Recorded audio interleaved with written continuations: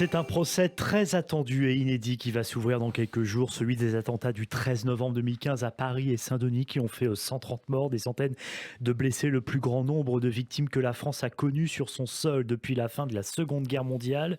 Le 8 septembre va donc s'ouvrir ce procès fleuve de 6 mois à la Cour d'assises spéciale de Paris, 1763 parties civiles, 350 avocats et dans le box des accusés, plusieurs individus jugés dont le seul survivant des auteurs directs des tueries, Salah Abdeslam.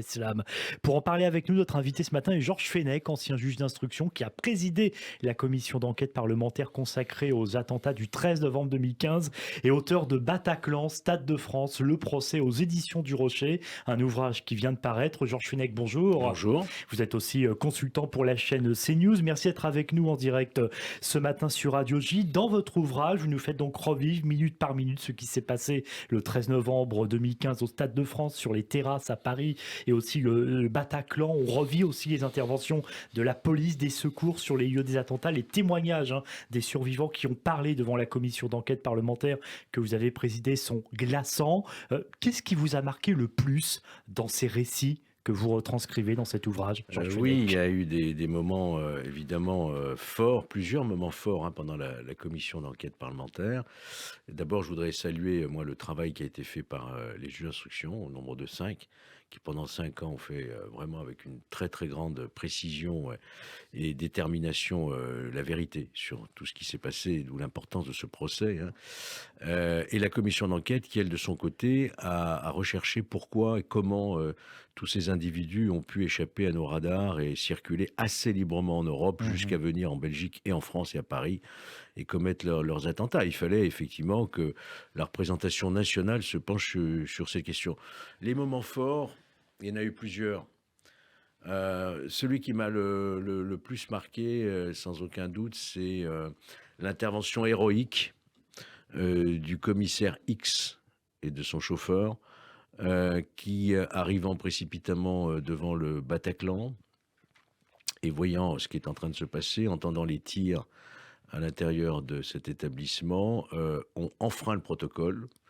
Normalement, ils auraient dû attendre à l'extérieur l'arrivée des forces d'élite et sécuriser le périmètre, mais entendant ce qui était en train de se passer, ils ont réalisé qu'il s'agissait d'une tuerie de masse. Ils ont, au péril de leur vie, au péril de leur carrière, je dirais pratiquement, décidé d'entrer dans le Bataclan avec leurs seules armes de poing face à des kalachnikovs.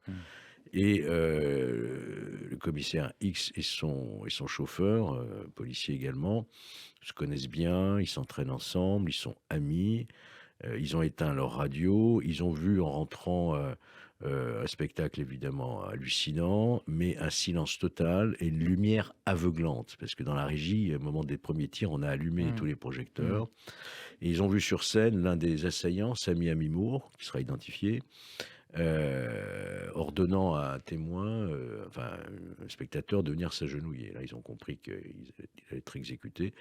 Et donc, ils ont ouvert le feu à 4 et 3 reprises. Ils ont atteint Sami Amimour dans l'aine. Il s'est affaissé.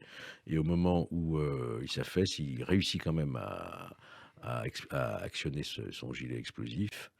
Mais à partir de ce moment-là, il n'y aura plus un seul mort au Bataclan. C'est-à-dire que les 2 autres assaillants vont se réfugier à l'étage. Et ça a provoqué un effet de sidération. Voyez-vous, c'est vraiment cet héroïsme de ces 2 fonctionnaires du commissaire X qui nous avait vraiment marqué. Très rapidement, il apparaît que l'État islamique a bien commandité ces attentats. Le nom de Salah Abdeslam apparaît vite aussi. Les enquêteurs découvrent aussi que parmi les membres des commandos, il y a un fichier S, des hommes déjà connus de la justice française, des services de renseignement, notamment le planificateur des attentats Abdelhamid Abaoud. Pourquoi ces failles béantes? Comment ces hommes ont pu passer entre les mailles du filet, comme d'ailleurs on avait pu l'observer pour les attentats de janvier 2015, quelques mois plus tôt? Oui, c'est toute la question. C'est toute la question sur laquelle nous nous sommes penchés pendant 6 mois pour comprendre comment cela a été possible. Et nos conclusions étaient que nos services, à l'époque, n'étaient pas encore suffisamment coordonnés, suffisamment étoffés, et également un renseignement au niveau international et européen qui n'étaient pas véritablement à la hauteur Mmh. des menaces. Ça a été notre constat. Et nous avions à l'époque d'ailleurs fait plusieurs déplacements, que ce soit à Europol à La Haye, également à Molenbeek en Belgique, pour essayer de comprendre tout ça. Nous sommes même allés à Tel Aviv aussi pour voir le niveau de renseignement et de coopération. Et manifestement, il fallait réformer nos services. Ce qui a été fait d'ailleurs, c'était l'une de nos propositions. Mmh. Et aujourd'hui, lorsque Emmanuel Macron a été élu président de la République, il a mis en œuvre cette proposition en créant un centre de contre-terrorisme national, un centre national de contre-terrorisme qui lui est directement rattaché, qui aujourd'hui est dirigé par Laurent Nunez Mmh. et qui est un centre de stratégie, si vous voulez, antiterroriste et de coordination de toute la stratégie et du renseignement. Oui. Et on a renforcé davantage la DGSI. Il y a eu un centre européen de contre-terrorisme qui s'est créé dès le 14 novembre, la Task Force Fraternity qui s'est Mmh. créée Mmh. au niveau européen. Ça a été un électrochoc le 13 novembre, pas uniquement pour nous, mais pour le monde entier, si vous voulez. Donc il a fallu revoir tout cela et faire un effort considérable. Parce qu'effectivement, au cours des déplacements tels que vous les racontiez, vous étiez surpris de découvrir que quand vous alliez dans chaque pays, à chaque fois, on était incapable de vous dire C'est qui vrai. était le coordinateur national du Parce renseignement. qu'il y en Ça avait... peut prêter à sourire, mais en fait, c'est très grave Euh, quand on reprend les événements tels qu'ils se sont passés. Bien sûr, à chaque fois, je me suis pas amusé, c'est pas le terme, mais j'ai fait le test auprès des Grecs, auprès des Turcs, un peu partout. On leur demandait aux Américains, leur demander qui est votre homologue. Je ne connais pas. La coordination a été assurée par 3 coordinateurs. Cherchez l'erreur. Mmh. Il y avait le coordinateur à l'Élysée qui existait déjà, mais qui était en fait un conseiller du président et qui coordonnait rien en réalité. Il y avait l'UCLAT, il y avait l'EMOPT, donc tout cela n'était pas suffisamment Oui. articulé, structuré, voyez-vous. Vous évoquez aussi d'autres échecs, et pas des moindres, le fait que la brigade de recherche et d'intervention de Paris, la BPI, a mis 2h20 pour progresser dans le Bataclan. Le RAID et le GIGN n'ont pas été choisis pour neutraliser les terroristes. Pire, la force militaire Sentinelle présente sur place n'a pas reçu l'autorisation d'ouvrir le feu. On a tendance un peu aujourd'hui à oublier ces erreurs gravissimes que vous détaillez avec des témoignages édifiants dans votre ouvrage, mais toujours est-il que c'est quand même assez incroyable quand, voilà, 6 ans après les faits et à quelques jours du procès, on redécouvre, ou voilà, on relit finalement effectivement ces failles énormes. Oui, alors moi je ne suis pas là évidemment pour accuser qui que ce Bien soit, entendu. et ça va être le Oui. procès des assassins et de leurs complices, hein. Mais il est évident que les parties civiles qui ont fait citer des témoins comme témoins des responsables de l'époque, politiques, chefs de service, vont évidemment poser ces questions. Ils sont cités par les parties civiles. Il y a le président de la République, François Hollande, qui sera appelé à témoigner, mais Bernard Cazeneuve, les patrons de la DGSI, de la DGSE, moi-même, je serai appelé à témoigner également. Donc il est évident que ces questions, elles vont être abordées parce que les familles, les victimes voudront savoir que derrière ces assassins, il y a eu aussi chez nous, il y a eu un manque de réactivité évident, quoi. D'ailleurs, les chefs de service le reconnaissent eux-mêmes. Ça a été aussi l'un des plus temps forts de cette commission quand on a découvert qu'effectivement, la force Sentinelle, il y avait 8 militaires qui étaient devant le Bataclan au tout début, hein. Et la BAC, la brigade anticriminalité, qui est intervenue aussi très rapidement en primo-intervenant. Il y avait un des 3 terroristes qui était dans le passage Saint-Pierre-Amelot qui rafalait à l'extérieur, et les policiers n'avaient pas la capacité de réagir parce qu'ils n'étaient pas équipés pour ça.